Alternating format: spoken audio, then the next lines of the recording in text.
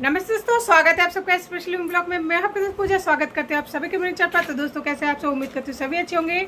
और भगवान से ये दुआ है, जो मेरी छोटी सी फैमिली है, दिल से दुआ करती हूँ सभी बहुत ज़्यादा खुश रहे, किसी को किसी की नज़र ना लगे, क्योंकि बुरी नज़र एक ऐसी चीज़ होती है जो तबाह कर देती है। जो होते हैं उनको पता है। तो मैं फ़िलहाल ठीक हूँ, लेकिन कुछ काम था मेरा जो बहुत दिनों से कंप्लीट नहीं हो पा रहा था। लगभग 3-4 महीने हो गया था, मुझे समझ में भी नहीं आ रहा था और मेरे पास डॉक्यूमेंट कंप्लीट नहीं था।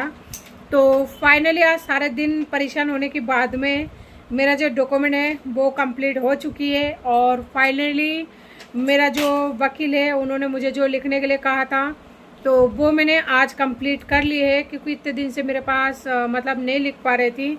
एक तो तबीयत ठीक नहीं था, दूसरी बात उसमें टाइम लग जाता है। जो लोग कोर्ट कचहरी में जाते हैं, जिनका केस वगैरह चल रहा है, तो उनको पता होगा कि वकील क्या लिखने के लिए बोला था या फिर क्या लिखना है। तो फाइनली मेरा है ना लिखना कंप्लीट हो गई है। अभी ये कर लिया लिखने का काम कंप्लीट। तो कल मैं जाऊंगी और वकील से मिलूंगी, उसके बाद में जो है आगे का कार्रवाई चालू होगा। देखते हैं, अगर भगवान मेहरबान रही तो मेरे बच्चों को हक दिलाने से कोई नहीं रोक सकता। और ख़ास करके तब जब एक माँ खड़ी होती है ना ठनकर, मतलब डट कर जब एक माँ मुकाबला करती है ना, तो फिर हक तो क्या, उसे तो हर चीज़ ही मिलेगा उसके बच्चों को। तो फाइनली इसी वजह से सारे दिन बाहर, कभी फोटोकॉपी, कभी क्या, और बहुत सारे डॉक्यूमेंट्स इकट्ठे करने पड़े, जिसकी वजह से मुझे काफ़ी समय लग गया। फाइनली आज कंप्लीट हो गया, तो कल मॉर्निंग में मैं जाऊंगी वकील के पास। ये जो भी डॉक्यूमेंट या जो लिखा है मैंने, ये सबमिट कराने के लिए। ये काफ़ी मोटी वो है, देखिए अभी आपको लिखा हुआ थोड़ा बहुत दिख जाएगा। ये देखिए, ये है लिखा हुआ। तो ये उनको जमा कराने जाऊंगी और उम्मीद करती हूँ भगवान से वो मेरे बच्चों को उनका हक दिलाए, मुझे नहीं चाहिए।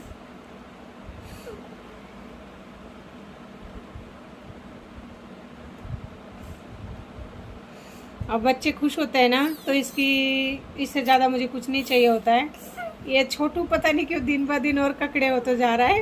ये पहले तो फिर भी थोड़ा बहुत ठीक था, लेकिन ये पता नहीं कैसे चेपड़े हो रहा है दिन ब दिन।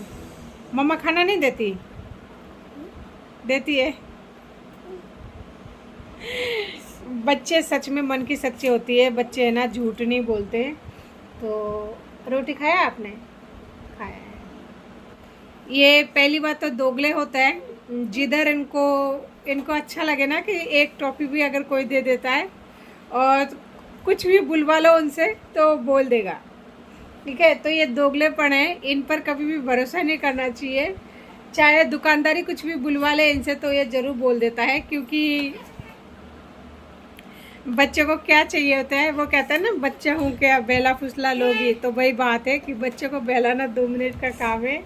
इनको तो बस चॉकलेट दे दो, सारे बातें इनसे बुलवा लो, कोई दिक्कत नहीं है। चाहे झूठ हो सच हो, ये ज़रूर बोल देंगे। तो दोस्तों अभी अभी आई थी, बस आने के बाद में अब बैठी हूँ। अब दलिया बनाऊंगी शाम की, है ना 8:30 बज रही है अभी उसका होमवर्क वगैरह भी कराना है। लेकिन किशोर जी जो कि मेरा पति देव थे, अभी तो नहीं है क्योंकि शादी कर चुका है, तो उनका नाम लेना भी पाप है। शादी कर चुका है, बेचारे का जवान बेटा है। अब आप नहीं बच पाओगे, क्योंकि मैंने सारी तैयारी जो है कर ली है। और बस कल ये सारे फॉर्मेलिटी जो है सर को सबमिट करा दूंगी, उसके बाद में तैयारी है आपकी और बारी है आपका। मेरा काम आज तक जो भी था कंप्लीट हो चुकी है, और इसीलिए इतने दिन तक आप आज़ाद घूम रहे हो, होल्ड पड़े हो। देखो अभी आगे आगे होता है क्या, तो फॉलो तो आप कर ही रहे हो, आराम से करो। नए नए अपडेट में वैसे भी लाती रहती हूँ, रोज़ रोज़ यही काम है, आपको अपडेट देने के लिए खास करके करती हूँ। तो तैयार रहना, बहुत जल्दी आपके पास जो भी मैं कर रही हूँ अपडेट पहुँच जाएगी।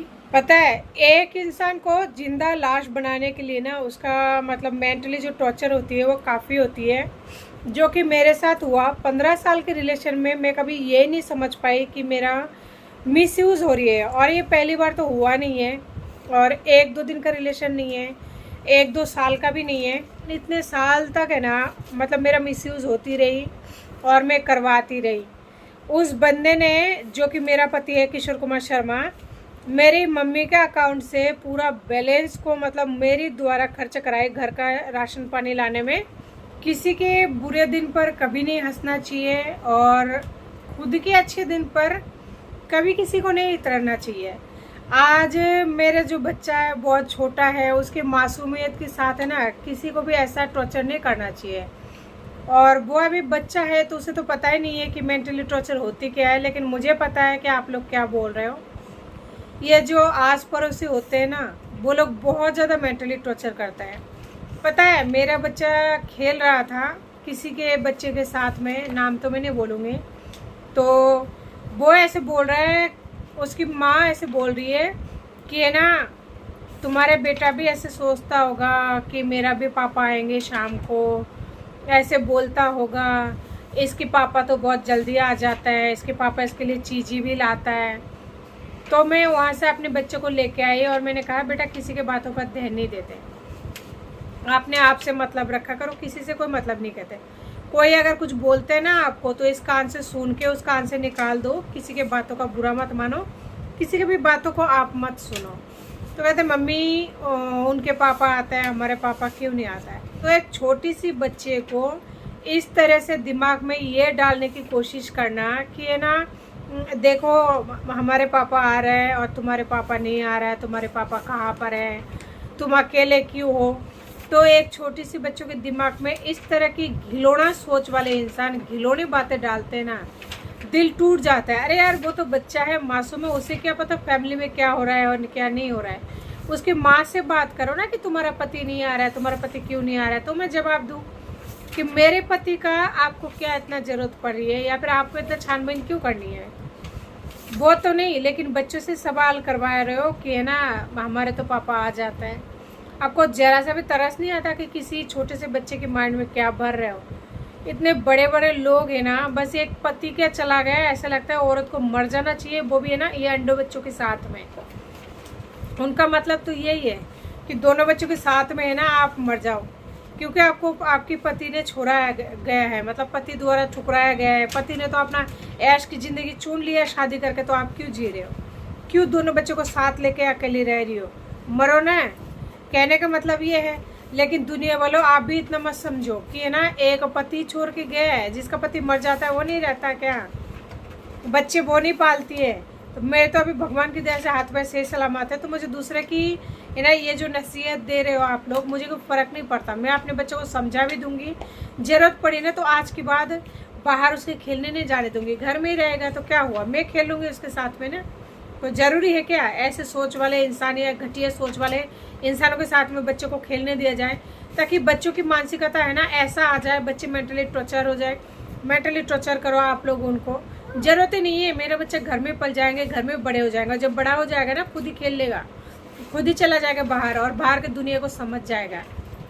तो मुझे किसी को समझाने की आवश्यकता नहीं है, और मेरा पति गया है मैं खुद हैंडल कर लूँगी। आप लोगों को ये इतला रखने की ज़रूरत नहीं है, ठीक है। और अगर आप लोगों को मेरे पति की इतना फिक्र है तो जाइए ना, एड्रेस मैं दे देती हूँ, मेरे पास है एड्रेस, जाइए उनसे मिलिए, बात कीजिए, जो भी पूछना है वो पूछिए।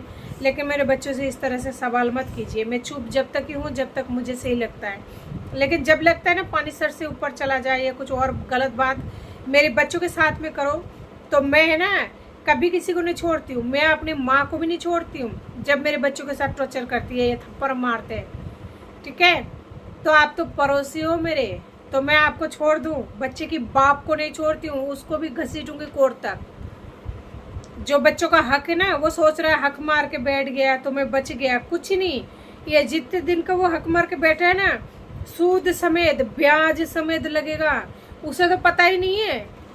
ये झंडू की तरह बैठा हुआ है, सोच दिमाग लगा रहा है ना, वो गलत सोच रहा है। अपना आप है ना ये जो बैठा हुआ है, सूद समेत सैकड़ा की सैकड़ा समेत ब्याज समेत मेरे बच्चों का जो भी इतना मेंटली इमोशनली जो भी है ना वो हक मार के बैठा है, पूरा वसूली कर लूँगी। तो आप लोग मुझे कम मत समझो, एक माँ हूँ, ठीक है। मैंने किसी के साथ गई नहीं हूँ ना, किसी के साथ मेरा ऐसा कोई संबंध है, और अगर संबंध है तो भी आप लोगों को मतलब नहीं होना चाहिए। मैं अपनी मर्जी का मालिक हूँ, आप मेरी फैमिली नहीं हो। आज मैं मरती हूँ तो कोई नहीं आते देखने के लिए, ठीक है। तो इस तरह से दूसरे को जज करने से पहले, दूसरे को मेंटली टॉर्चर करने से पहले अपने घर में देखो, अपने घर में वो करो। दूसरे को परेशान करना बंद कर दो। आज की वीडियो में इतना ही, पर आगे अगर नेक्स्ट टाइम कुछ बोला ना तो ऑन कैमरा देख लेना, फिर आप लोगों का किस तरह से बेइज्जती करी जाती है, कैसे मेंटली टॉर्चर की जाती है ना, तो मैं बताऊंगी आपको। ठीक है, मेरे बच्चों को टारगेट करने से पहले ना ये बात जरूर याद रखना कि मैं तो बच्चों के बाप को नहीं छोड़ती हूँ, अपने माँ को नहीं छोड़ती हूँ, तो आप लोगों को छोड़ दूंगी। मेरे बच्चे पर अगर आँच आ गई ना तो पूरा दुनिया उलट पुलट करके रख दूंगी। इसलिए संभाल के आइंदा से मेरे बच्चों को इस तरह से सवाल करने से पहले ये मत सोचो कि बच्चों के बाप को छोड़ दिया, छोड़ूंगी नहीं, उसको पूरा निचोड़ के, वो कहता है ना नींबू निचोड़ना, तो किशोर जी को तो नींबू पूरी तरह निचोड़ी हुई है, उसको पता नहीं है, पता लगेगा अभी थोड़े दिनों में पता लग जाएगा उसको कि नींबू निचोड़ना किसे बोलता है। तो मैं सभी के नींबू निचोड़ दूंगी अगर कोई भी मेरे बच्चे की तरह उंगली उठा के दोबारा बोला या मेंटली टॉर्चर करने की कोशिश की। ठीक है, याद रखना मेरी ये वार्निंग, और मैं फर्स्ट और लास्ट नहीं देती हूँ, आखिरी वार्निंग दे रही हूँ। तो दोस्तों खाने में मैंने यहाँ पे बनाई है आलू की सब्जी और मछली की सब्जी, यानी कि आलू मछली की सब्जी और चावल। तो देख सकते हैं मेरी खाना जो है बन चुकी है, और ये है ना तेलापिया मछली है, तो इसलिए इसका कलर थोड़ा सा मतलब ऐसा ही हो रहा है। देख सकते हैं सब्जी बनकर बिल्कुल रेडी हो चुकी है, और मेरे लिए मैंने यहाँ पे चावल बना लिया है, अभी अभी बनाई है। और बच्चों के लिए आप सबको पता होगा मैं ज़्यादातर है ना रात को दलिया बनाती हूँ, तो दलिया भी बन चुकी है, तो दलिया ठंडा होने के लिए रख दिया है। और यहाँ पे 2-3 रोटी रखी हुई है, यानी कि कल सुबह खाना नहीं बनाऊंगी, मेरे लिए रात की रोटी वगैरह बच जाएगी। सुबह बस बच्चों के लिए बनाऊंगी 2 रोटी, जिसमें 1 रोटी सोनू का और 1 रोटी है ना छोटू का सॉफ्ट होने के लिए रख दूंगी। बस इतना ही काम होगा सुबह थोड़ा, क्योंकि रोटी बच गई है। गलती से है ना मैंने सुबह सोनू की आज ऑफ था, मतलब छुट्टी था, मुझे लगा कि स्कूल चालू है, तो इस वजह से लंच बॉक्स के लिए 1 रोटी बनाई थी, तो वो रोटी रह गई है।